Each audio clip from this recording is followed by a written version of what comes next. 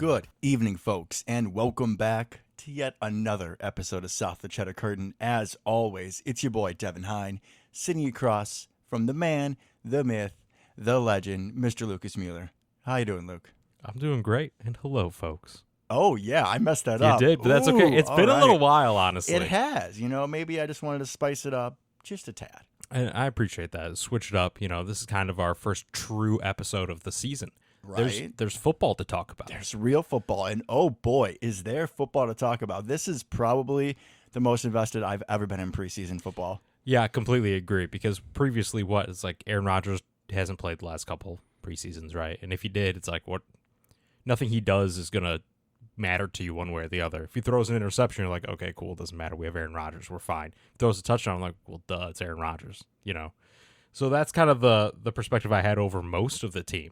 When your expectations are so high, year in, year out, what's the preseason even mean to you? You just want to get through it at that point.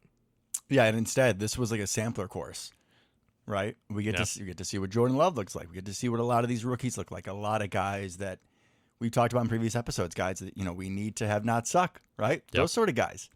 So much young talent just across the board that we can watch, hopefully grow and develop.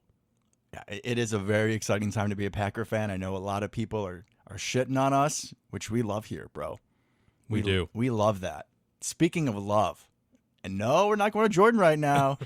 When Luke and I were doing a little pregame, how we gonna plan this out, I didn't even mention that we were going to do our usual scheduled program. Oh, I God. think, and I know. Oh, God, we're bringing that back? Of course we are, man. Okay. That's a staple of the show. Is sir. it? We got. Okay. Well, we're going to stop doing Illinois Zone too? We're just going to give up on everything that makes our show great? No, Illinois Zone is literally I think the bones of the show. Am I going to be sane? Are you going to be crazy? No. We are doing... I got to be the sane one. You got to be the crazy. Exactly. 100%. Yep. Exactly. That's how we do this. I will begin. Please do. I'm going to need time to think of one.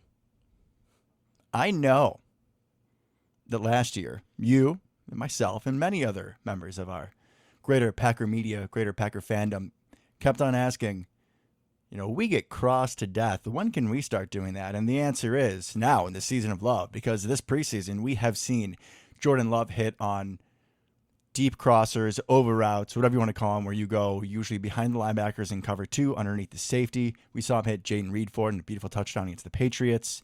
And even if it's across the field, feels dramatic, but it's definitely a long throw on some of these that he's making. He's on the right side of the pocket, he's throwing to the left corner, and he's hitting people in stride, and he's not showing fear. It's beautiful to see, man. Couldn't be happier. But yeah, let's just cross him to death because it's working. I like that. Yeah, no, and I agree. I think overall, and this is something I'm sure we'll touch on in a little bit too, is the middle of the field is much more open than it has been for business a little bit, because Aaron Rodgers obviously did not like the middle of the field. The middle of the field is risky. It is. Right? So it's going to be, and kind of I know we're going to see overall a very different offense. And I kind of wondered exactly what that would look like. In preseason, you're not going to show all your cards, right? But Josiah's going to be a fullback, mostly. Probably. Right? Probably. He's actually going to be kind of the H-back role, consistently, it seems like. Hopefully. Yeah, hopefully for him. Henry Pearson, hopefully. But even Henry Pearson, he's a fullback, right? Yeah. Oh. He's not a tight end playing fullback. He's a fullback. Either of them will be playing fullback, yes. Correct. So that'll be something different. Even they've talked a little bit about Christian Watson's not doing it really any jet sweeps and stuff like that anymore. They're using a bunch of different people, including someone who we'll talk about later because I'm so excited about it. But things like that, it's going to be a very different offense. I mean, Jordan's in the back of the drop, ball's coming out, right? It's on target mostly, in rhythm, middle of the field. It's going to look very different for us because we really were watching the Aaron Rodgers / Matt LaFleur offense. This year's going to be the whole thing, right? This is Matty boy 100% of the way. So I'm very interested to see what that looks like. Yeah, even though LaFleur will never admit the whole LaFleur offense thing, it's definitely a thing. Mm-hmm. You're not fooling any of us, buddy. So for my next, I know, because you just kind of cheated and slid yours in there, but I'll take it. It worked. I know that going into this preseason, besides obviously being excited to see what Jordan Love had to cook up for us, I was fascinated into the safety room, right? We got Savage, who we both want to have more in the slot. But then you got Tavarius Moore, free agent, athletic guy. Jonathan Owens played a lot of snaps for the Texans, good tackler. Rudy Ford, my brother-in-law's favorite player, Matt, I got you always.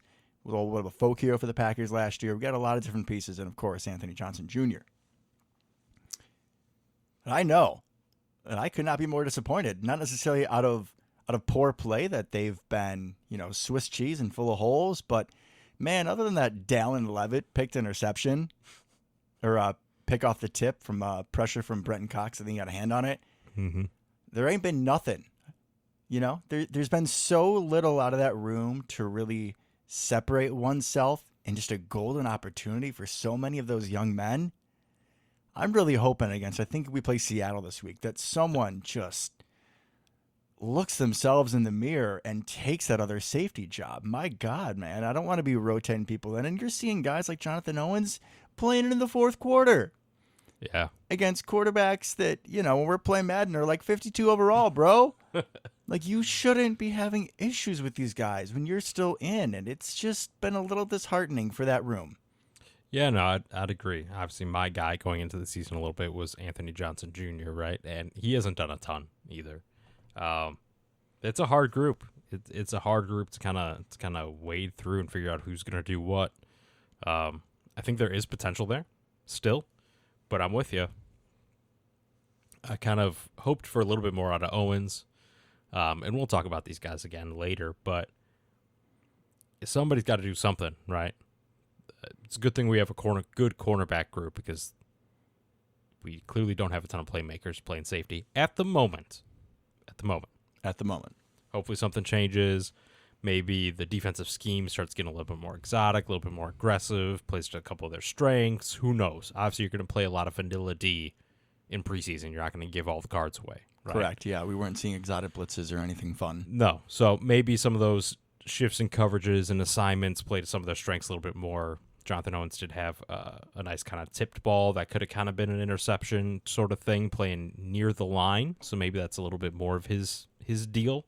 So we'll see. Alrighty. So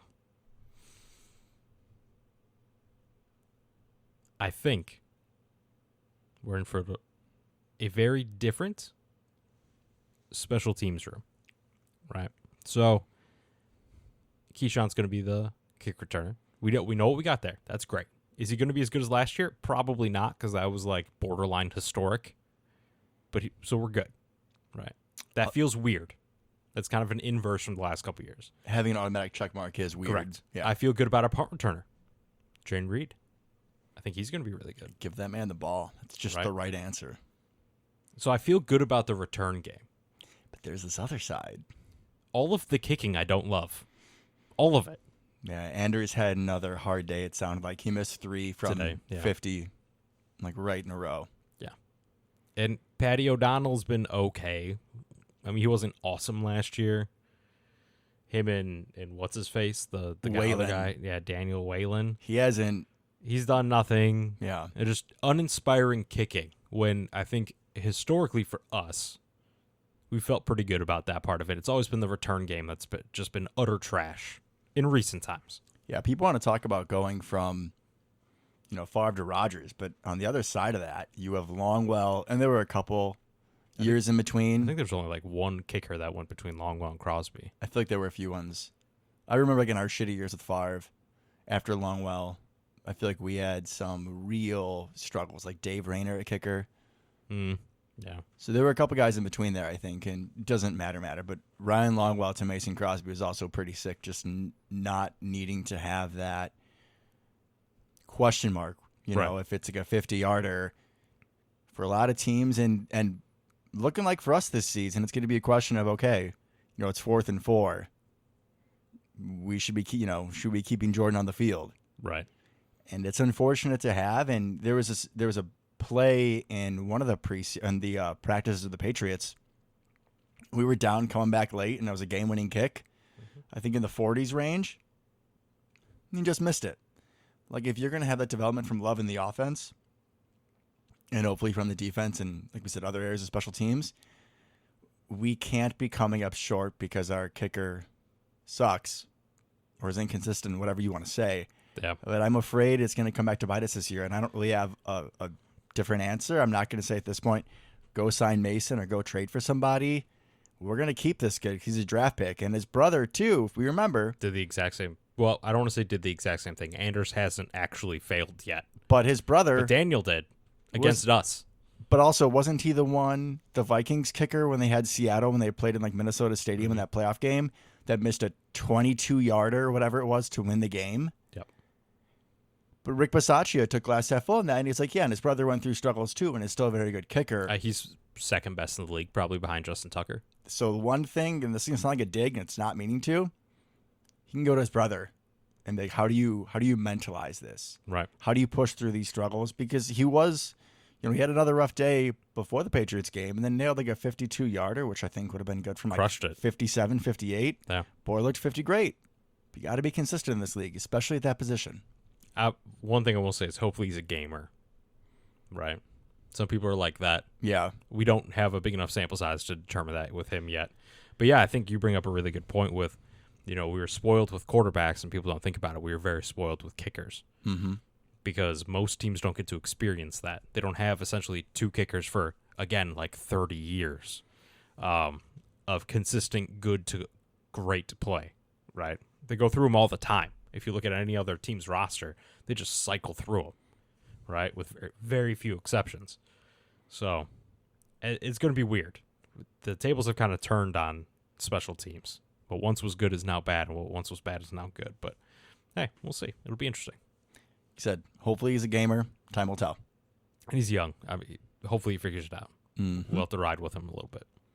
Luke and I decided that instead of doing our usual offense and defense and doing each preseason game, because we haven't covered either of them yet, doing like with the traditional format, that we're just going to kind of hodgepodge it all together and go position group.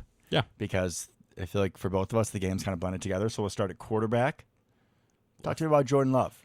Man, I think the first thing that struck me, because I'm not going to be all sunshine and rainbows, the first thing that struck me is he's been starting really slow. Really slow. And this is something just kind of reading through a lot of the practice stuff as well. The first couple drives don't look awesome. No. Right? Maybe it's a little bit of anxiety and nervousness and gripping a little too tight. It could be. We've seen, Brett used to do that a lot, kind of the opposite direction, where he would just start overthrowing everybody kind of to start the game because he was so amped up, so excited. You need to kind of calm down and get hit to kind of settle into the game.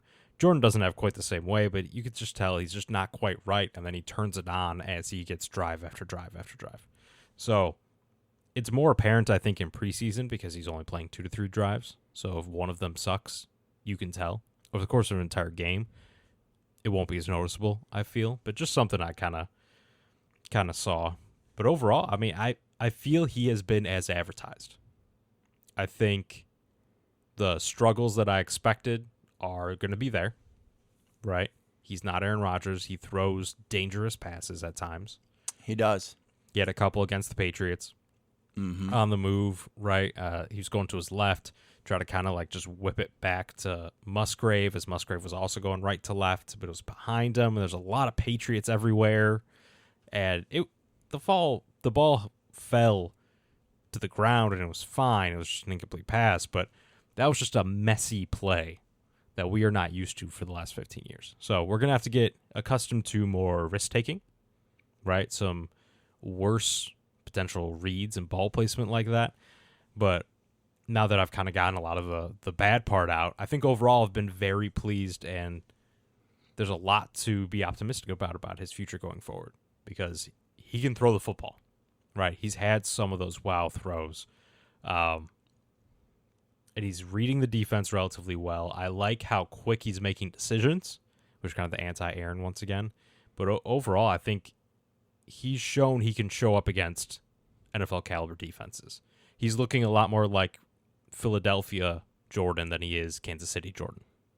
Yeah, I think that he's really just been stacking success like throughout his career. Like he has just slowly but surely improved every single time that we've seen him. I agree with your slow starts. Now, that also gets me thinking, this is going to be wishful thinking. We probably won't do it. But we can't be the only ones seeing that. And if you are Matt LaFleur and the coaching staff, you know, it'd be a really good idea early in game plans to help out your young quarterback. Run the damn ball. Yeah. Run the ball, which would be just good for the offense as a whole because we have Aaron Jones and A.J. Dillon and a pretty stacked offensive line. And it seems like that's a choice that's being made in these games. Oh, yeah. I mean, it's the preseason, right? It's the preseason in practice. So it's like, throw that ball. That's what we need to figure out. We know what we have with even the offensive line run blocking and the running backs. We need to figure this part of it out. Yeah, totally. And take those risks, especially in preseason. I think go for it. He's going to be a risk taker, like you said. But there is a extra level of it because it's preseason, and they always say, like Aaron would say, that's when you throw that risky ball. That you probably would do it. Yeah, you probably go to your next read normally, but you're like, all right, it's preseason. Let me just see if I can fit that in there. And there was a few of those throws, like the one of Jane Reed. My God, dude, touchdown? I ain't throwing that ball, but yeah, No. He hit him right in the perfect spot. You can't throw a better ball than that. We've seen that out of him a few times. The deep throw to Romeo Dobbs against the Patriots was also beautiful.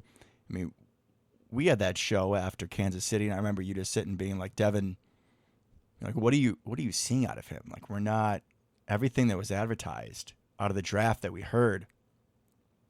Just weren't seeing it, but we're seeing it now. We are. We're seeing a little bit of the mobility, moving around, keeping himself alive, and with the arm strength. I mean, yeah, there have been some underthrows, and that's just going to come. I'm going to say this, and I want people to take it with a grain of salt, but I think it would be good for a lot of us to go back and watch Aaron Rodgers' rookie year. And I'm not comparing Jordan Love to Aaron Rodgers, but what I'm trying to get you to realize is you go back and you watch some of Aaron Rodgers' early tape, and you're going to see some of those missed throws too. You're going to see even a man that we treated like he was the Messiah. Even he was human. Even a God King can bleed. Just important to remember this, you know, a lot of these things, a lot of these kinks, I believed can and should be worked out by simply playing. I completely agree. I like what you said about every time we see him, he's been better. Because I remember doing that episode about that Kansas City game, and it was like, dude, like, what is this guy good at? Yeah, right? that was like a hard stop. You put my ass on the spot. Like, so, Devin, so what have you seen out of him? Like, that's good. And we sat there with that type of tone, like a hard pause, waiting for my answer. It's like at that point in time, I didn't even see the arm strength. And I'm like, if you're whipping it around, you're making bad decisions, that's one thing, right? Where's the raw talent? But where is it? Right? And we're seeing it now. We're seeing it now. I still would like to see the arm a little bit more. I think he can be a little inaccurate when he tries to zip it in there. That really bad miss to Musgrave, I think that was the first game from. Yeah, I think so. Where he was wide open on a crosser and just whiffed it, right? Just out of the reach of Musgrave. And Musgrave is a giant. It just missed him, winging it in there. It's hard to do, someone that big. It is. But I want to see some more of that. I think some of the deep balls could have been even better had he thrown it with a little bit more velocity, a little less air. I know that that's something Matt LaFleur has come out and said that they're working on to put more air in some of his throws. So maybe that's just kind of a coaching tip he's relying on at the moment, where he's actively trying to do that. But I think you bring that ball flight down a little bit. Some of these throws may make it in there. That one to Christian Watson in the first game being probably a prime example. You can get it there. He has the arm strength to do it. Get it there before the safety comes over, type of thing. Or throw it far enough where the safety just can't get to it. But overall, he looks comfortable and in control. And that's really the main thing I wanted to see. Does he look like he knows what he's doing and he's a competent NFL quarterback out there? And the answer is yes. Agreed. All right, in the sakes of time, let's move on to the other quarterback in the room. And if I may start us off, because go for it, man. I think this is someone who is definitely in my wheelhouse. It is well known on this show, and if you're a person in my life, my obsession for Matt Flynn, you can call it unhealthy. I call it very healthy. It's all love. The thing with Matt Flynn I always had was that, you know, if Rodgers went down or whatever, we weren't dead. We were in a fight. He could make something happen. And I feel like I had that feeling pretty early, and you and JP and everyone else thought that I was full of shit, and then we went to New England, and we nearly beat them, and we went into Dallas and came back from 26-3, and against the Lions, 48, whatever that game was, where we set the scored up records. 40 points. Yeah. I get the same feeling from Sean Clifford because that man is a gamer. I mean, we talk about this guy who played 5 years at Penn State. And like 55 years at Penn State. Yeah, Dude's older than Jordan Love. Basically. But it shows. It didn't look like the moment was too big for him in the slightest. He's out there slinging. Granted, he did throw 2 picks against Cincinnati. The first one was just a very unfortunate. I give the assist to Sean Ryan because he just turnstile and let his guy right through. Mm-hmm. I think the hot read was just like a simple drag across the middle and the linebacker corner. I think it was a safety, actually. Just read it perfectly and just took it to the house. So shout out to that dude taking full advantage of the opportunity. But it was either after that one or the next one, which is a poorly contested ball by Luke Musgrave, that he goes out and he throws the exact same pass. Mm-hmm. His first time back out there. Dude has no conscience. It's like a cornerback having to have a short memory. Clifford's the same way. He threw an absolute dime to Samori Toure in the first game. And then against the Patriots, too, he was starting to get his rhythm. And then, the game did end because of the injury, which I think everybody who listens to the show would agree with. That was the right call. 100%. But we were driving. And I think that with Sean Clifford at the helm in a close game late, I like our chances. Now, maybe they put in the Magoof ball later, but Sean Clifford, man, he's running, he's gunning. You're even seeing they're running. They're probably not actual read options with him, but where it looks like it. And the defense is respecting him. I think he did like a 15, 16-yard scramble in the first game. He's athletic. He is. All those things you said about, coach's son, good clipboard guy. Sean Clifford was like, F you, South of Cheddar Curtain. I'm going to show you what's up, and I'm going to get that Matt Flynn title. And here we are. I think he has been probably my biggest surprise overall, I would say, of the preseason, because I feel like I was lied to leading up to the NFL draft. Because whoever they talked about is not this guy, right? I'd heard a lot of kind of game manager type situations. Like, yeah, he's tough, right? He does show up in big games, right? I did hear that, but a lot of the game manager stuff, not like the talented ones, not even as talented as Trace McSorley, right? Laughable. But this dude's just out here slinging it, which I love because realistically, if Jordan Love goes down, we're screwed, right? But Sean Clifford gives me hope that we're not just going to throw 3-yard passes the whole way until we lie in our coffin, right? We're going to make this interesting. We're going to go out there and try. He's going to throw some picks, but he's going to throw some dimes. We're going to go down swinging. If 100%. Sean Clifford comes in the game, everyone's like, oh, we're dead. And he's going to be like, I'm sorry, I didn't check a pulse. I didn't get that memo. We ain't dead. Feels like the first throw might be a pick 6, but then he's going to go on and throw 3 touchdowns afterwards. Like 244, 3 touchdowns, 3 picks is what we would get out of Sean Clifford in a Jordan Love early first quarter injury. I'm getting some. He's giving me Fitzmagic vibes, 100%. That's what I'm feeling out of him. I say Brett, and I know people are going to really run away with that and think it's a real hot take. I'm not saying talent level. I'm just saying how he plays the game. He just goes out there and balls, and he doesn't give a F what you think. That's why I said Fitzmagic, kind of a way less talented version of that. I don't think he was that good with his wheels, though. I mean, so looking back at that draft pick, not quite as athletic, I would say. But I think overall, the no conscience can win you a game on a throw. Can you lose you a game on the next throw, and then not care and just come back throw it again? That definitely feels like a Fitzpatrick type of vibe to me, which is, by the way, fantastic value in the 5th round if that's what he turns into. Absolutely. Phenomenal. So I was going to say. Especially because we got dragged for that pick.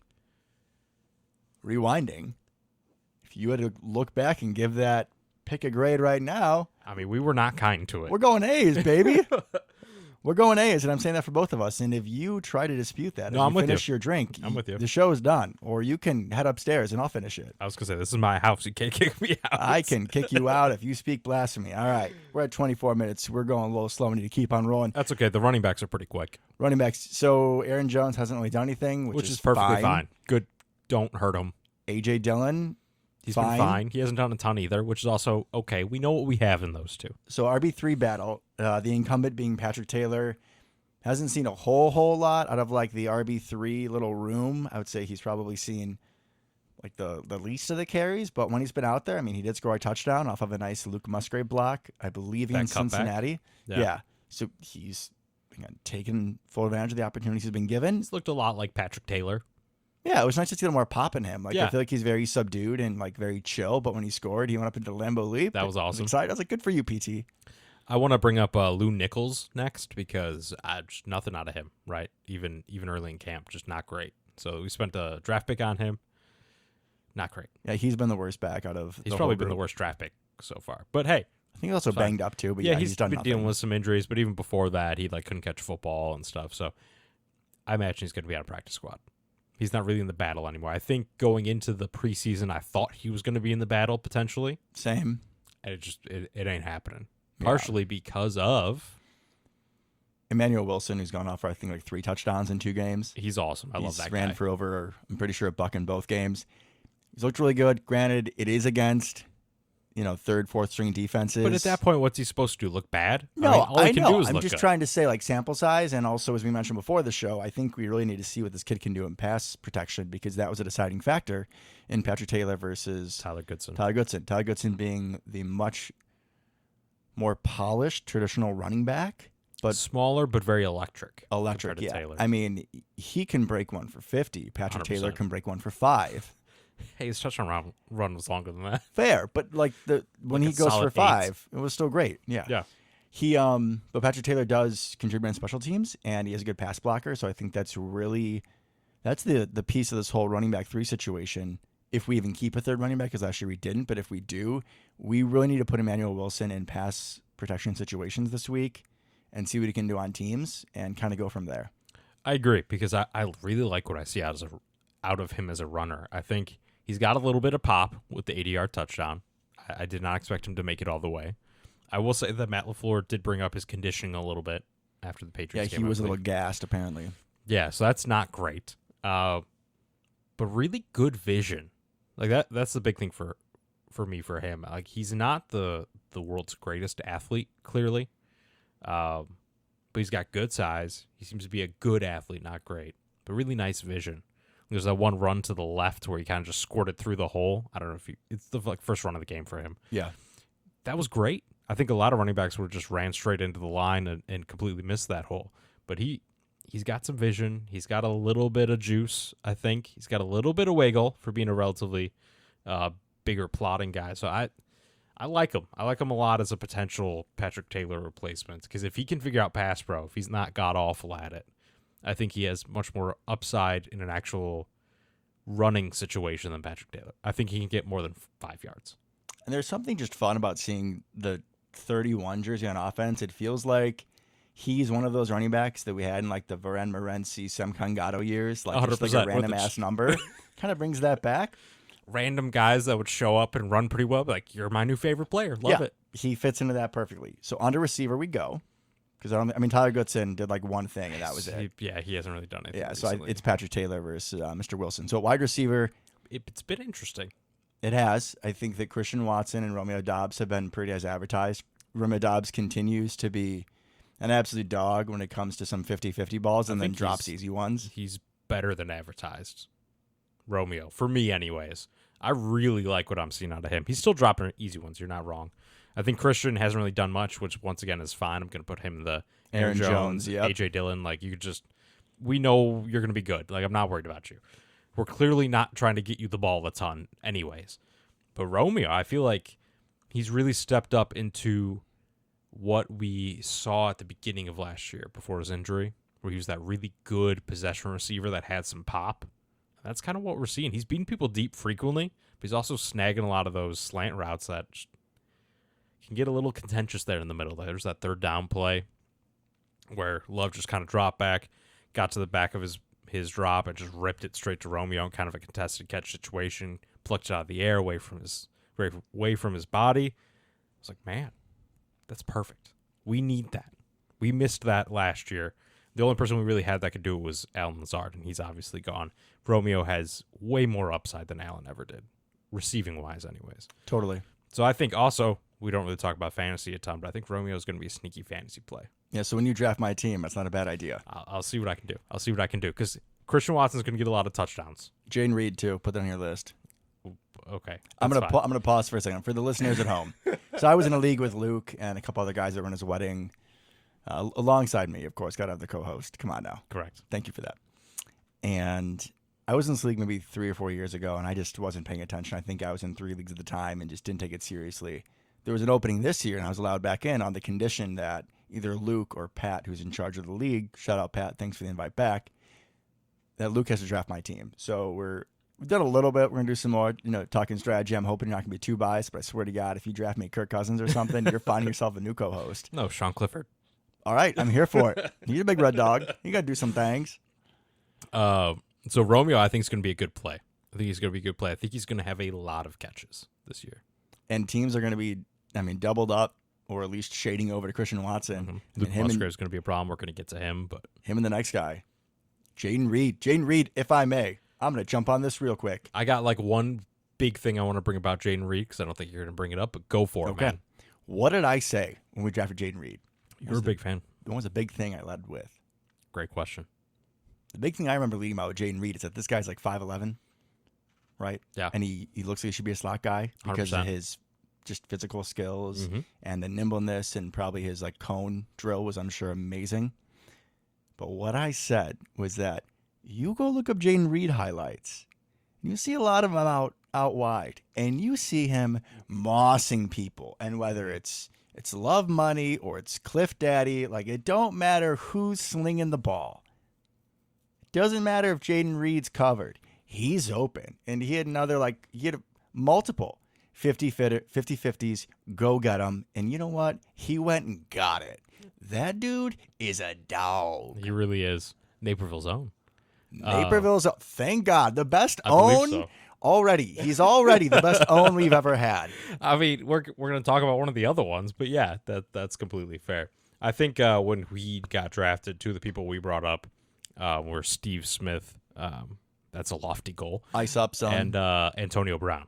Antonio Brown, yeah, he's looking like good AB. Just don't get concussed. He is. I mean, not like 1,700 yards AB or whatever, but because AB didn't play in the slot, not all the time, right? No. He could do whatever, and he'd go up and get a ball. Obviously, they're different frames, but I think my favorite part about the Jaden Reed experience so far was when he scored that touchdown, because I find it awesome when I watch all these other teams and some short little dude scores a touchdown, right? And they're always jacked. I'm thinking like Tyreek Hill type of vibes here, right? Okay. And they do a little dance, right? We've had nobody like that in a long time. Yeah, I'm trying to think of the last little playmaker we had. Aaron Jones isn't that little. I'm going to ignore him in the situation. Not like Geronimo, no. No, he was tall and lanky and not a playmaker at all. Exactly. Jimmy Graham, no. Yeah, I'm blanking. Young Cobb, it's got to be like rookie Cobb. Corliss small enough? Does he No, count? Corliss was a tight end, Devin. Is he small? He wasn't that big, though. We didn't have anybody. I mean, Greg Jennings wasn't Spencer tall. Hayden but, there was probably 6'1". okay, dude, you're just naming like tight ends and fullbacks at this point. Desperate. What can I say? But yeah, just like a little playmaker with swag that just like is gonna go get it, right? Totally. And that's Jaden Reed, and everybody needs someone like that. And he is already making a ton of plays. Pencil him in. No, write it in pen. He's our number 3 right now. I love it. I love what we see from him. He's doing a lot of the jet sweep stuff. He's going to be actually useful in like Tyler Ervin, although Tyler Ervin was awesome. Tread lightly. But he can actually run a route off of that. Tread lightly. Tyler Irvin is God. How dare you? So I'm looking forward to all the things we're going to do with him because he looks great. He's fun, for sure. He is fun. And then you got a whole bunch of this other just grouping. I love this wide receiver room. Malik Heath. Like, where did he come from? Who is this guy? He is deep in God. He's like Anquan Bolden. He's you good. Throw it over the middle. It don't matter. He's going to go get it. He's good. I feel like that's the only route they have him run. Or he did run a corner and got absolutely popped by the safety. He ain't dropping it. He's good. Grant Dubose did a similar thing. Corner route against the Patriots. He was injured early on in camp, so kind of coming along here at the end. But Dontavian Wicks showing that apparently, hey, who would have known? He's not slow. He's not worthless. I don't know what idiot would have said that. But Dontavian Wicks. I'm really glad I came to bat for Dontavian Wicks with that draft pick because you came in hot. Yeah. Yeah, not my best immediate draft reaction. I think there's been a few of those over the years. Yeah, I think so. And, I think oh, so. Devin. But I think it's weird to say, but I think Wicks and Heath have. I mean, they got to be up there with Toure at this point. I mean, Toure did not have a good Patriots game. He had a good Bengals game. I almost forgot Tamari Toure. Yeah. they're all in that just kind of group together. And I think DuBose is probably the bottom of that group, and then you get to Bo Melton and Cody Crest and Deuce Watts, and like they're not going to make the team. Jadakiss Bonds and all that, right? That's the only reason why I'd want him. Bo Melton, I mean, we all loved the idea of Bo Melton, but there's no way he makes this team, right? There's no way. No, I think you were kind of alluding to it. I think that the bottom three, because the top three are obviously pretty set. I think probably Toure, as long as he doesn't shit the bed against Seattle. Yeah. And then Wicks. And then I would probably say Heath. Honestly, I feel like Wicks might have gone down with an injury, but between Wicks and DuBose, whoever's not healthy is probably going to the practice squad, hoping they don't get claimed. We could also keep, what is it, 7, 8? Like, 7. Just depending upon how the roster shakes out, because we've done that before in the past, where when you're 53, you keep the guys you're most concerned about being taken off the squad. We could keep all of them and then probably put DuBose or Wicks, whoever is banged up, to the practice squad, because Malik Heath not only is winning deep routes over the middle and showing that he's not afraid of contact, but this man is also ending careers blocking the ball. Oh, he's crushing people into sidelines. Oh, he's great. He fits the Packer prototype of receiver. So it's an interesting receiver room. Very happy with the top three, but also a lot of those guys, it's a very nice problem to have. I think if I told you this 2 or 3 years ago that we'd be having a surplus of riches of the wide receiver room without having made a very uncharacteristic for the Packers move, as in, trading for someone or picking someone up in free agency that's not 48-year-old Sammy Watkins. It's surprising, but I'm happy to have this issue. I completely agree. I think Toure can have a role in the regular season. I think Heath can have a role in the regular season. I think DuBose probably needs more polishing, which, given where he kind of his history college-wise and everything, that's not surprising. I'm a big Wicks believer. I know he hasn't shown a ton. He has been nicked up. I think he's the one that is has the most playmaker potential at the NFL level. Upside. Yeah, 100%. I think Heath, you can plug him in at wide receiver 4 or 5, right? He's going to come in, block well, catch a good third down pass over the middle. He's going to do what you need to do. He's going to be poor man's Allen Lazard. Heath is a good sub, I was going to say, in running situations. He's going to be a poor man's Allen Lazard. Because we have 3 very good receivers, and you also have Luke Musgrave, who the offense is going to have a lot of him. Like, he's going to be a very steady dose. So you do have 4 receivers and you get the ball to, which is, again, it's a good problem to have. A nice problem to have. Speaking of Luke Musgrave, let's go to the tight end room. Oh, first my God. First things first. Whoa. No. We're not talking about Luke Musgrave right now. Oh, man. We are saying not goodbye. I'll see you later, Tyler Davis. Unfortunately, one of the former pallbearers of yours truly, Tyler Davis. Hey, come on, man. He's been pretty good this I know. preseason. I said, hey. I said former, Luke. You did. Former means in the past. Your wife is a teacher. You should know that. One of the former pallbearers of yours truly, Tyler Davis, tore an ACL against the Bengals, so unfortunately he'll be out for the season. Rick Pasaccia himself said, it's like I lost my right hand. So unfortunately, we lose him for special team snaps, and also he was like the actual veteran in that tight end room, especially with Josiah being more of a fullback. Kind of scary. I think that with Tyler now gone, Josiah will still be primarily fullback, but if you need like a 3 tight end set, Josiah will be who you put back out there.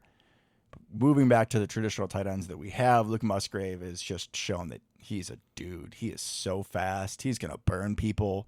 He's at practice. He is clocking some of the fastest speeds throughout the day, which is ridiculous. We have some fast dudes on this team. We are young and we are fast. I mean, I know Luke Musgrave ran a 4.6, which that's moving for a guy that big, 6'6", 250. But it seems like his play speed is faster. I mean, we ran a jet sweep for him. That's exactly what I've wanted this whole time. You got all those super athletic tight ends and other teams that are doing all this crazy stuff, and it's awesome. And we never get to do any of it. I'm so excited for Luke Musgrave. We never got to do any of it. Got to do any of it. We're going to do it now, clearly. Amen to that. And also, I'm just going to put this out there once again, fantasy related. You see how many targets Luke Musgrave got when Jordan Love was in the game? Are you going to be able to not be biased and realize that if I'm on the clock and need a tight end and I'm picking before you are, will you take Luke Musgrave for me? We'll talk about this. No. Well, let's get it on national reported media. I could take him for you. International. So International. some of my German friends will come find you if you pull that shit. But this dude, he's getting peppered with targets. Peppered. I'd even say salted and peppered with how much. I mean, we are throwing him the ball a lot for the little bit that him and Love are in the game together. So I'm super excited to see what he can do. He's clearly very athletic. Still not getting a ton of after the catch, but also some of that is Love has missed him on some of his biggest opportunities, like that crosser we talked about earlier. There's been another one or two where just the ball placement wasn't quite there for him to be able to turn up field like he should have been able to. He's going to get the football a lot. He's going to be a problem for people. Agreed. He is running past some of these cornerbacks in these joint practices, just burning them deep. He's going to be a problem. And that opens up the field. If you can attack the middle with him, it's going to be great to see. To Tucker Kraft, he hasn't shown anything great, but I think he's kind of been as advertised. Yeah, he's been fine. Good blocker. And he's, again, going to be – I doubt there's going to be a lot of situations where you have a one tight end in there and it's Tucker Kraft. He's going to be in the 12 personnel where you have him and you have Mr. Musgrave, and then it's going to be kind of the Mercedes effect. And that's no dig on Tucker Kraft, but he's just not going to be the first one you target. Correct. You're probably, if you're in man, you're not going to give him anything more than just a linebacker. I expect him to make some of those catches, but I'm happy with what I've seen out of him so far. And then Josiah has not done anything. A little disappointing, but your time will come. Do I not get to talk about Tucker Kraft? Oh, I was just kind of speeding through because I made a promise to someone that we weren't. No, that's fine. That's fine. But let me talk about Tucker Kraft, and then you can talk about Josiah. I don't care. But Tucker Kraft, yeah, we always knew he was going to take a little bit longer to develop, right? Given once again where he came from, the competition. But he's been fine. That's all he needs to be. Tight end is the hardest probably position to transition to in the NFL. It seems like rookie tight ends are never any good for the most part, unless they're generational talent. Looks like Luke Musgrave may be kind of in that boat, which is awesome given where we got him in comparison to other tight ends in that draft. But Tucker Kraft, he's going to take some time. He's going to make some plays, but I think we're not going to see the best of him for another couple of years where Luke Musgrave's going to have a much bigger immediate impact, clearly. I mean, he's probably target number 2 or 3 at this point, realistically, just from what we've seen in the preseason. Yep. So he's going to be huge. Tucker Kraft, much less so.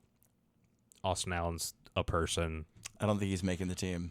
Probably not. He'll be on the practice squad. I pretty much guarantee that. We might waiver wire on our tight end. I wouldn't be surprised. Just to get another body in the room. But time will tell, because, again, I think that we prefer to have Josiah as just a fullback. Or is Josiah as just a do-nothing back at this point? Yeah, man. He's done nothing. He needs to get it together. Josiah, how many times have I spoken on your behalf on this show? Literally every time he's come up. Don't make me look like an idiot. Other people can do that. I can do that. I can do that plenty. That's your job. That's my job. I do it well. You also do it well. Most people in my life do it very well. Josiah, please. This is the season of love. You just got married. Everything is falling right into your hands, man. You're really biblical. Go to church before the game's on Sunday and show me something biblical. Please. Onto the offensive line. I'll let you take point. Okay. Offensive line's been super interesting to me. Been fascinating. We have the precipitous fall of Josh Myers. We have the ascendance of Zach Tom and Rasheed Walker. That's out of the blue. Right? We got Sean Ryan looks fine. Yash looks fine. Royce looks like he's not going to make the team. Nashville's own. Nashville, Illinois' own, 100%. Caleb Jones had some injury issues, but looked like he looked fine when he was out there. But really, Zach Tom's looked awesome. Rasheed Walker's looked great. Like, we have way too many tackles, and it's such a good problem to have. Rasheed Walker, just like out of the blue, got the start against, at left tackle. Yeah, against the Patriots. And who may be the best defense in the league this year. He just killed it. Yeah, just not a single pressure. Perfectly, just Sunday in the park for him. Is David Bakhtiari wearing a different jersey? Like what's going on over there? It's just wild. It is wild to think about the talent we have. So at this point, you start thinking about, okay, is Zach Tom going to play center? Because Josh Myers can't snap the ball to save his life. Isn't very good at blocking anymore. He's struggling. Just with Myers, because you're talking about the snap over Love's head. It's not only, that Love wasn't ready, but how is it? Thinking about where he is as a center, you're all the way down. You're right there. Mm-hmm. How can you incorrectly believe that someone encroached? What are you looking at? They're 4 inches away from you, buddy. Like, what are you looking at? What are you doing? And if you're gonna do that, you have to be certain that it's gonna be encroachment. It's like on those plays.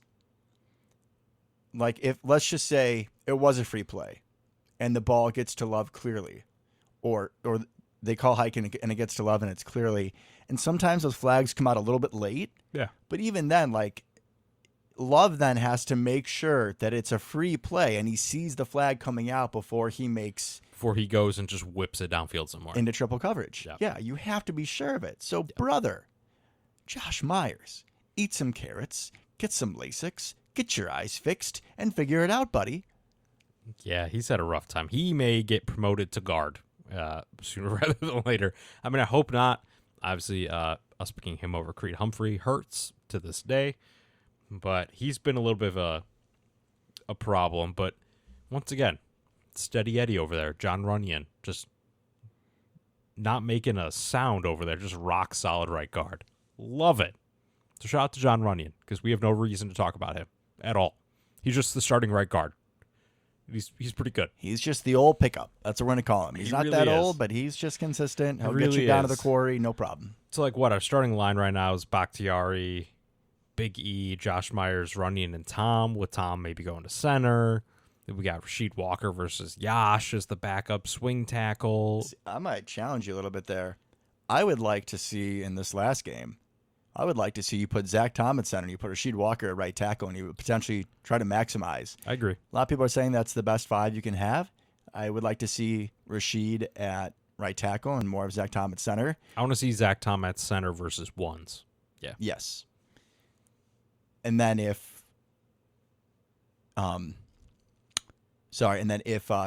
goes down or if somebody else in the line goes down, I think your least drop off would be putting Josh Myers back in at center, and then having Zach Tom go wherever because he can just do anything. We're saying Josh Myers sucks. He's still like an NFL caliber player. He's still better than Royce Newman, and 100%. He's still probably, if you put him on the bench, it's either him or Nyman or Walker, like whoever the other backup is in that situation, whoever the backup tackle is.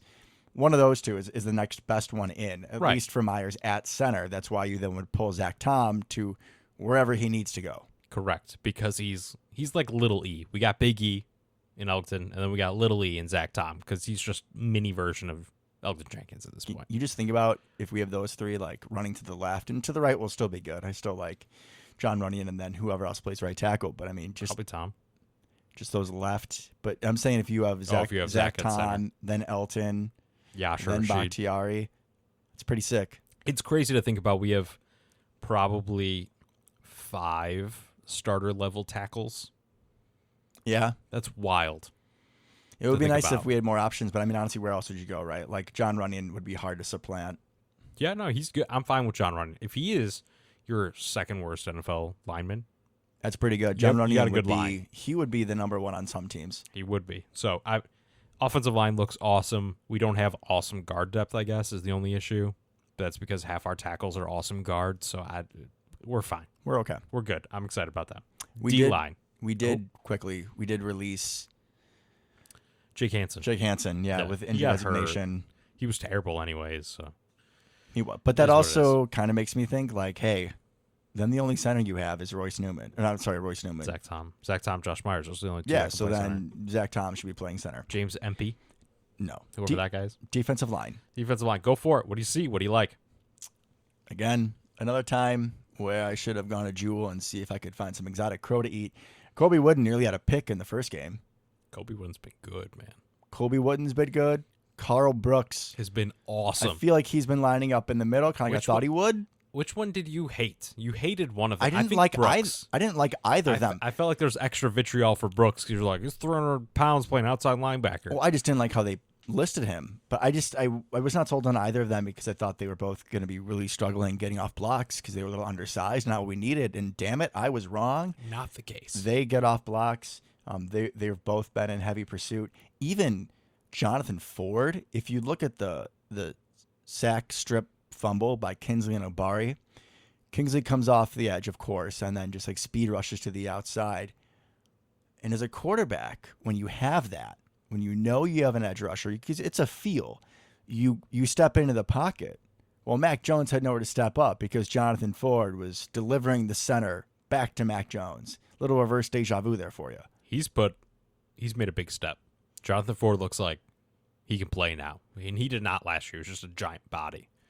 All those guys that we have in that room, let's put Kenny Clark to the side, all of them look better than either they did last year or than at least I thought they would have. TJ Slayton making plays. Devontae Wyatt looks way better. Well, we knew he was good last year. He was impactful. They just never let him on the field. And we were begging for that, but he is going to be a starter this year, and that's going to be a problem. He looks really good. Carl Brooks, I mean, he is just I don't even know how he does it, right? He had terrible testing numbers. He's just whooping people at this point. I want to see him versus more starting offensive lines at this point. Just you can beat backups, and that's great because you will encounter backups in the regular season. People get hurt. It happens, right? But I want to see if he can put this whooping on some starting offensive lines. That would be really cool. Because even as a rotational piece, if he's your backup, I'm feeling great right now. He's a real penetrator that can make a difference. Jonathan Ford, we just talked about. He's way better, right? Chris Slayton, he's probably the only one that doesn't look better. He's probably not making the team. Probably not. And Kobe Wooden, who I don't know if you saw that clip of like Carl Brooks highlights. I don't know if you saw that on Twitter. I'm sure I did. Or whatever it's called now. But there was like a little highlight package of him just wrecking people. But one of those highlights was actually, it was on a stunt against the Patriots, and Carl Brooks got I believe it was a sack or it was a throwaway or whatever. Kobe Wooden took the right guard into the center and left guard and just took out the middle of the line. That's insane. Right? And then Carl Brooks just like loops right around to nobody in the way and then makes the play. Kind of reminds me of when Dean Lowry got that sack. I think it was against the Vikings. It was a stunt, and he stunted, and there was just nobody. There's nobody there. There's nobody there. He's like, oh, I'll go to the quarterback. Cool. I'll take that. That's pretty much what happened because Kobe Wooden just took out 60% of the offensive line. Just took them right out. Erased. I just like threw one into the other one. It was awesome. So there's so much young talent. We're saying this about every position, but there's so much young talent here. Most positions. We're going to get here soon. That's true. I'm really excited about pretty much all of these guys. They're all flashing. They all look better than they did last year. And the rookies look like they can really play.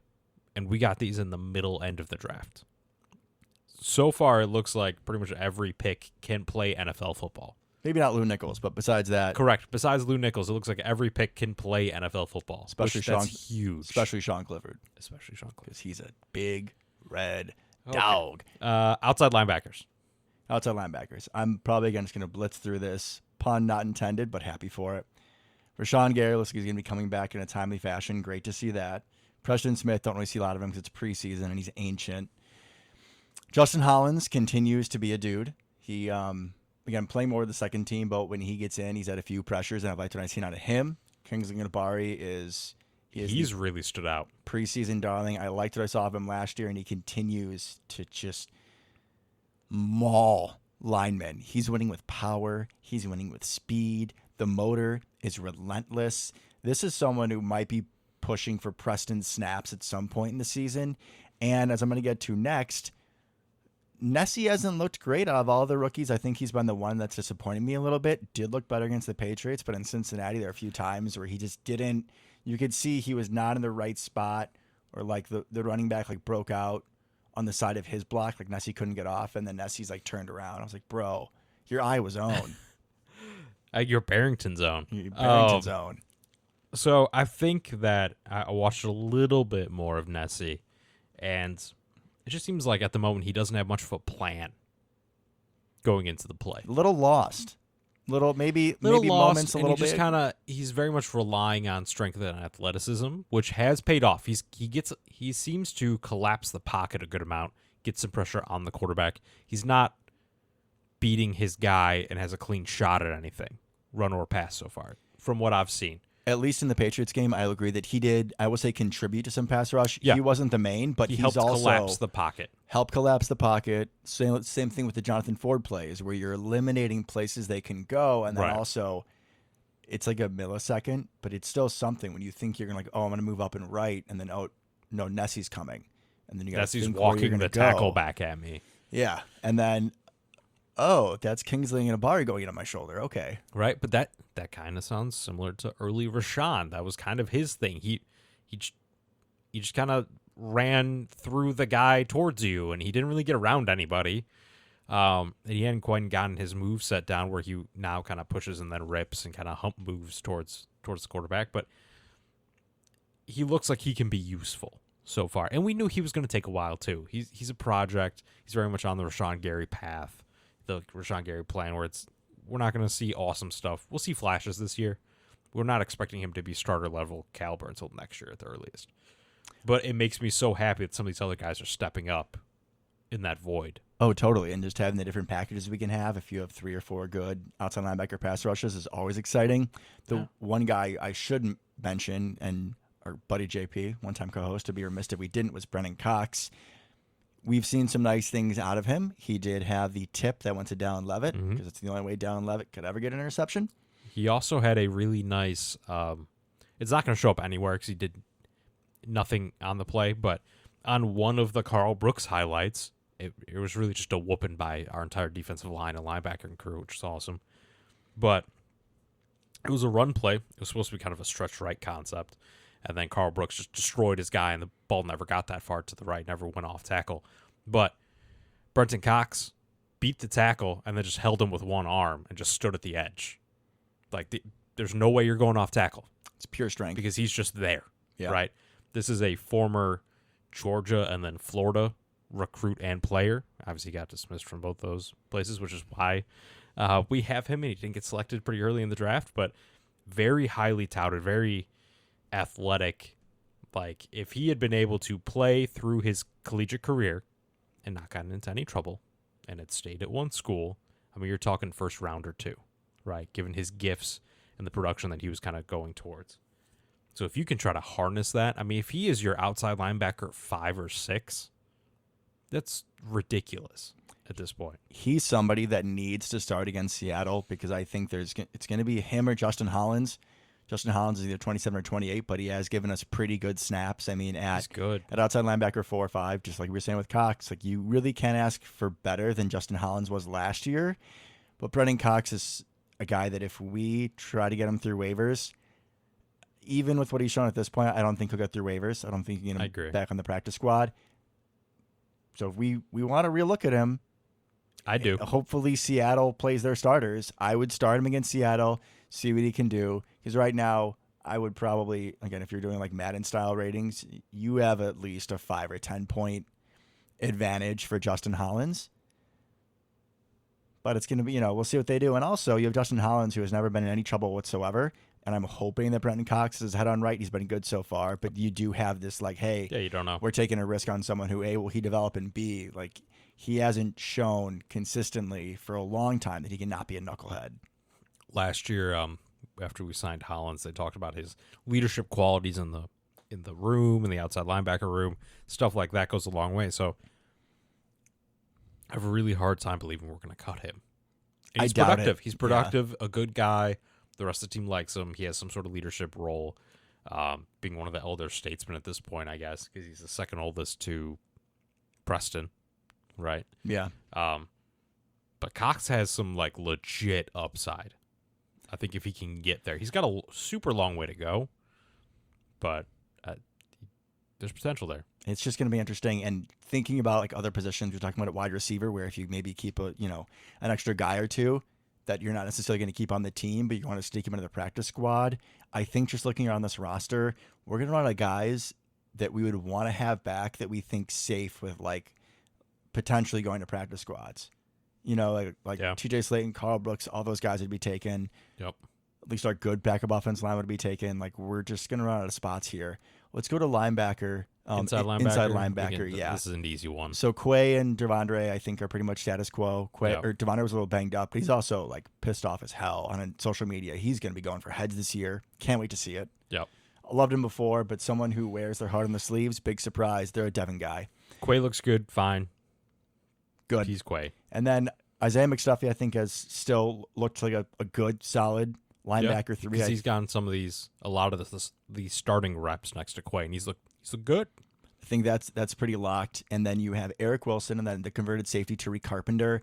Tariq Carpenter was amazing on special teams last year, but as I texted you during the game against the Patriots, it just doesn't look like he doesn't want to be at middle linebacker. And there was something in an interview with Joe Barry. They're like, yeah, I know Tariq isn't excited about this. Which, dude, you can't be a 7th round pick on a team that has more linebackers than they need, and like it's either you or Eric Wilson, and be having that type of attitude. So I think he's probably going to be on the outside looking in. I agree. Unless he figures his shit out, because Eric Wilson isn't great.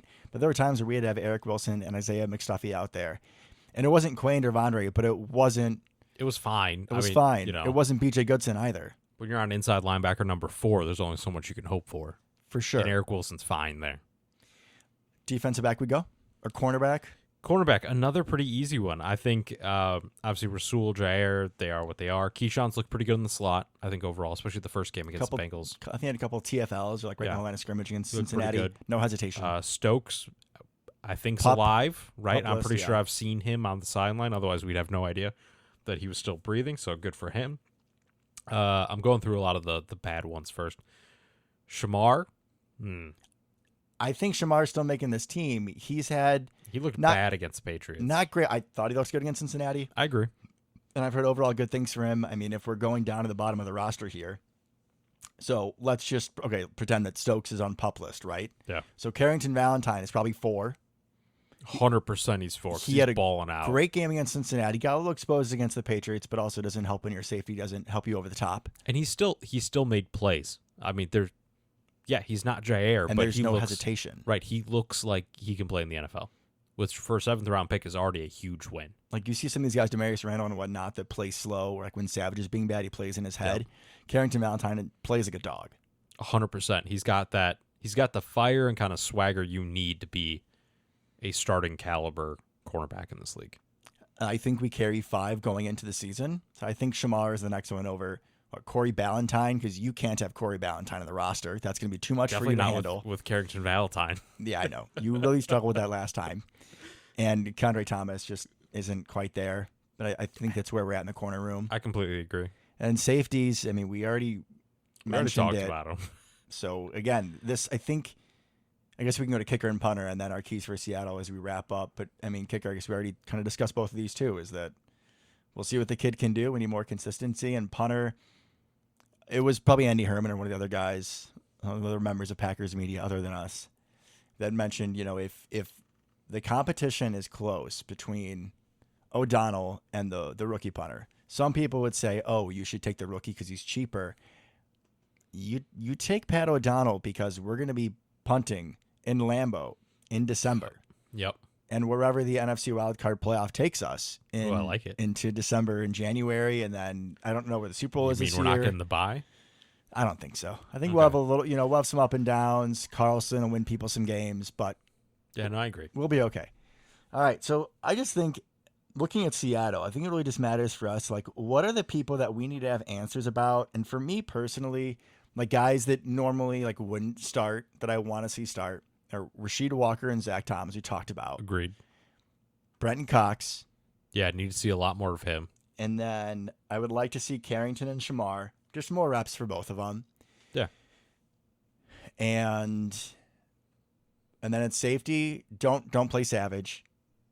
And then play the next 2. Play everybody but Savage. Pretty much. And then guys that aren't going to make it. I want to see more Anthony Johnson, just because he is the one that has the most untapped potential in theory, because the rest of these guys are all mid-20s already. Yeah, he has the highest potential.